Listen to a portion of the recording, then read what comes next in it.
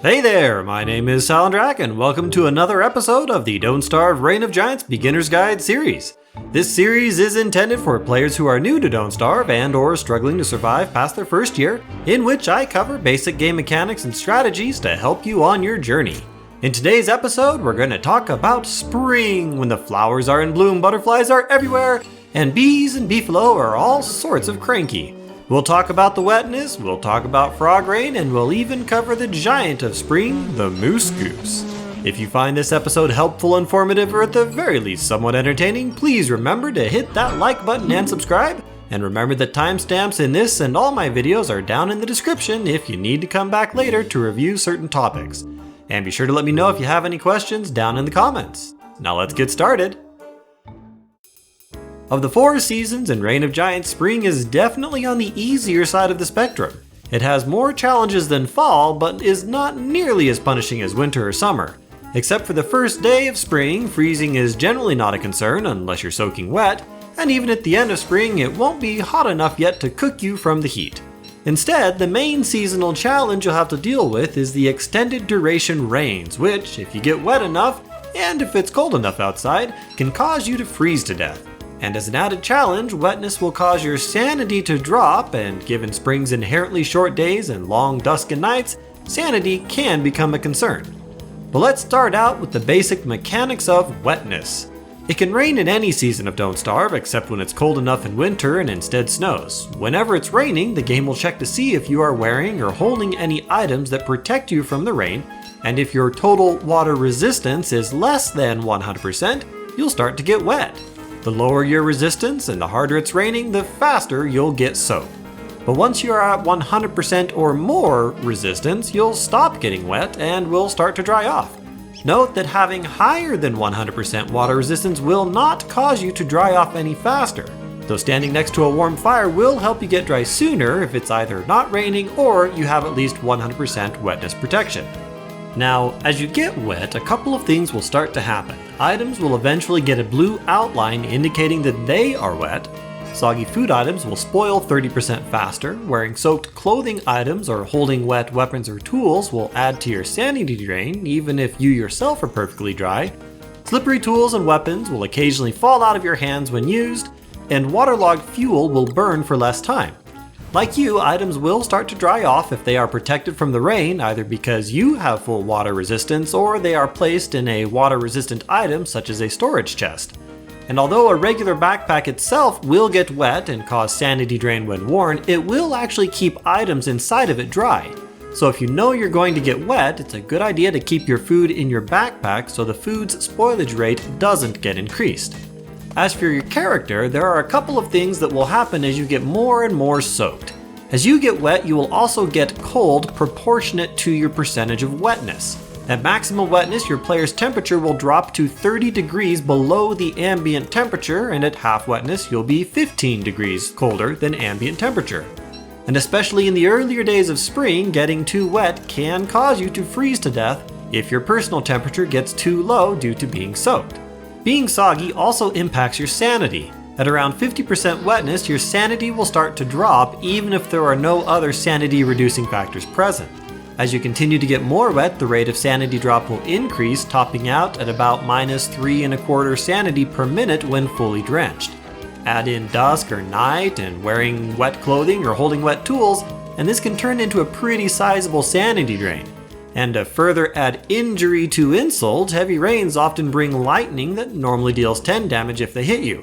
But if you're drenched, it does double damage, zapping you for up to 20 damage depending on how soaked you are. Before we move on from wetness, there are a few other facts about the rain you should know about. As you get wet, so does the world around you, including mobs. Normally not much of a factor or concern, but if you happen to have a Morningstar weapon, it will deal extra damage to any target that is wet, bringing its normal damage per hit of 43.35 up to 72.25. Rain will also cause picked mushrooms to regrow after about a half to just over a day, depending on how hard it rains, and desert cactus regrows every 3 days during spring rather than for the rest of the year. So between cooked green caps and cooked cactus flesh, keeping your sanity up is really not that hard. And finally, if you have a gardening green thumb, Crops can grow up to 300% faster depending on how hard and how much it's raining, so the rain is not all bad. But now you know all about the bad things that can happen when you and your stuff get wet, let's talk about how to prevent that. As noted earlier, there are clothing items that can be worn and other items that can be held that will provide protection from the rain. Most hats, including the Beefalo Hat, straw hat, top hat, and even football helmet, provide 20% wetness protection. The rain hat provides 70% water resistance, but also protects you from lightning, and for an all-in-one wetness, lightning, and even heat protection, the eyebrella, crafted from a deer clop's eyeball, provides 100% water resistance, insulates you from lightning, and is a top-tier summer protection from heat item. On the chest side of things, there are a couple of low wetness protection items that I wouldn't bother with at all for that purpose, making the only good chest option the raincoat that, like the eyebrella, provides 100% wetness protection and insulates you from lightning. For handheld items, there's only 3 in Reign of Giants. The telebrella, if you're Wagstaff, gives 35% protection, and for everybody else, there's the pretty parasol for 50% protection and the regular umbrella for 90% protection. If you don't have the materials for an eyebrella or raincoat, then your next best option for full wetness protection, particularly in the early game, is likely going to be an umbrella with just about any hat, particularly a football helmet, as it provides double duty as armor as well.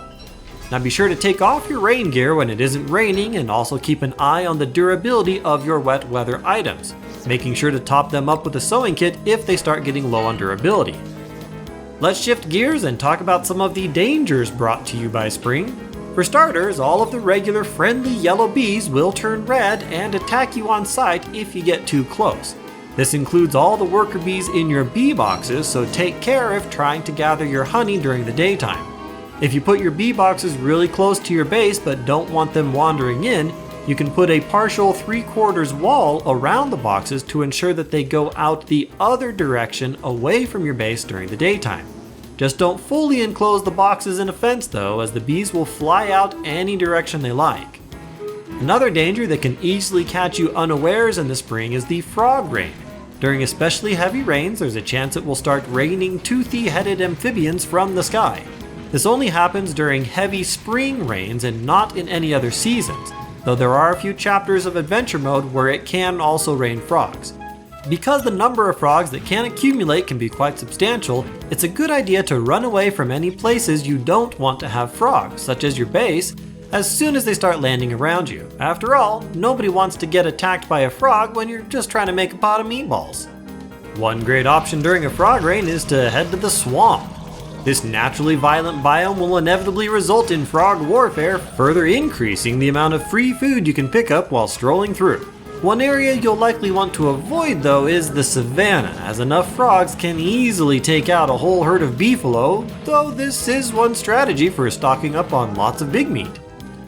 As for unwanted frogs in places you would rather they weren't, there's a couple of options to get rid of them. You could try to fight them one at a time, but as with normal frogs, all in the area will swarm you when you hit one, so that's probably not your best option unless you enjoy jogging a lot. Better options are to use traps, which will just kill them, just like rabbits and spiders. This works really well at night when you can simply place the trap right on top of the frog and it should go off right away. If you have a tooth trap area, that can also be used to lure them to their death, but will quickly reduce the durability of your tooth traps. And the last option for frog infestations is something I'll mention in a few minutes. Lureplants also spawn during the spring and can be annoying if they're right inside your base. Placing crafted turf will prevent eye plants from spawning though, which is why it's a good idea to place these under your main base areas. The lure plant itself is easily defeated, just hold F and hit the eyes before they hit you until you can safely get close to the bulb and take it out. And last but certainly not least in the category of things that will try to kill you in spring is the giant of spring, the moose. Or is it goose? Personally, I just call it MooseGoose. As with all giants, MooseGoose has about a 66% chance to spawn each spring, and per the wiki, she can appear between the 2nd and 4th day of spring if more than 3 base structures have been built close to each other somewhere in the world. So really not likely to happen your first spring if you start in that season. She only stays around for spring though and will vanish if not killed before summer. If not killed right away, about a day after spawning, the mama goose will lay a giant egg, which will eventually hatch to spawn 5 baby moslings, or can be hit with a hammer 4 times to open it manually. Note that hitting the egg with a hammer will hurt you a little bit, so be sure to wear armor. If you're dealing with the MooseGoose in isolation, she's a pretty easy giant to fight. Unlike Deerclops, she doesn't have an insanity aura, so you don't have to worry about going crazy. For fighting, you can either tank and spank using stacked armor with a backup and a fresh handbat or tentacle spike, or you can use a kiting method. Either way, you'll need to watch out for every 5th attack, as she will do a loud honk and send any item equipped in your hand slot flying away from you. Most of the time it is easy to pick back up and continue the fight, but if you get the timing down, you can also unequip it yourself, then slap it right back on and keep hitting the giant. After the honk, she will quickly do a regular attack though, so be prepared to dodge. If you are kiting, then resume your attack, typically landing 3 hits between dodges. Now if you leave a MooseGoose alone, let it lay an egg, and then let the egg hatch without killing the mama goose, she will usually fly away. But if anything hurts one of the moslings, they'll huddle up and call for their mother to come and protect them, which she will. And if you kill the mother in their presence, or kill any one of the moslings when there is no mother protector around, then all the moslings will get mad and attack you, and honestly, they're kind of harder to deal with than the grown-up version. Moslings are really fast, and they do a whirlwind attack that attracts lightning strikes, so having lightning insulation on with armor is a good idea. You could also drop a lightning rod in the area so long as you stay somewhat close by. The best way to fight them yourself is to get them close to the edge of the world, preferably on a tight peninsula, and then dodge around them as they wind up for their whirlwind attack, and then follow one and try to land a couple of hits while it recovers from being dizzy. They take 6 to 7 hits with a handbat or tentacle spike, and fighting on a peninsula will help ensure that you don't have to run too far before catching up to them in their dizzy state. Given the importance of speed, a walking stick really helps for fighting these little buggers. But this wouldn't be Don't Starve if there wasn't a way to get something else to do your dirty work for you. Remember how I mentioned a last option for clearing out frog infestations?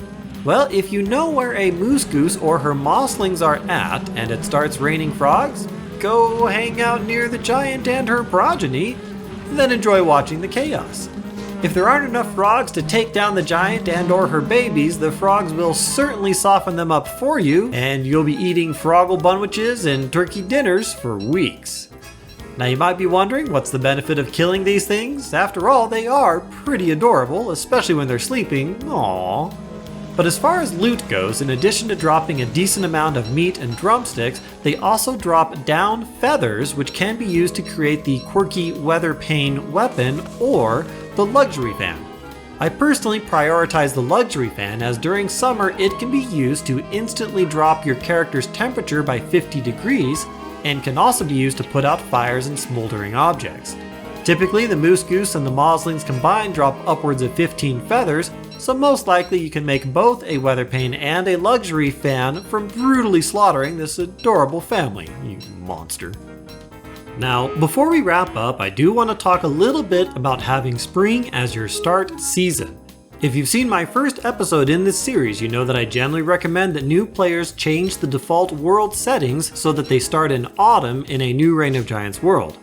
Fall is much easier than spring, winter is much easier than summer, and summer as your 4th season after a fall start is much easier than summer as your 2nd season with a spring start. But if you're up for a bit of an added challenge or prefer to leave the game on default settings, go ahead and give a spring start a shot. And here's a few tips to help make things a success. For the most part, a spring start is basically the same as a fall start. You'll want to initially gather all your critical survival materials, grass, twigs, flint, and eventually logs, while foraging for foods and outlining your map. As before, you'll also want to find gold so you can make a science machine and prototype an alchemy engine and other useful items. But it's right about here that you'll want to tweak things a bit. You never know when a long rainstorm might roll in, so to prevent all the problems associated with wetness as you're exploring your world and getting established, you'll want to make sure that you do what you can to stay dry as long as possible. So if it starts raining early, your best bet is to pick flowers and make a pretty parasol, and also make a straw hat to further boost your wetness protection. Those two combined will only get you to 70% protection, but if you stand next to a tree, you can actually stay dry, as the tree gives another 35% protection. Though you won't want to just stand there while it rains, you can at least try to play connect the dots while you explore, heading from tree to further reduce the rate at which you get wet. But to really make the rain a non-factor, you'll want to get your hands on some pigskin as soon as possible. Great options are the pig heads on sticks that surround touchstones and are often found in the swamp, turning pigs into were-pigs, starting pig civil wars, or even smashing pig houses. But beyond taking measures to avoid getting wet, starting in spring is mostly just like starting in autumn, except that towards the end of the season you'll really need to make sure you're ready for summer, which I'll cover in a future episode dealing specifically with that season. Well, thanks for watching. Please remember to hit that like button and subscribe, and I'll see you in the next one. Now get out there and don't starve.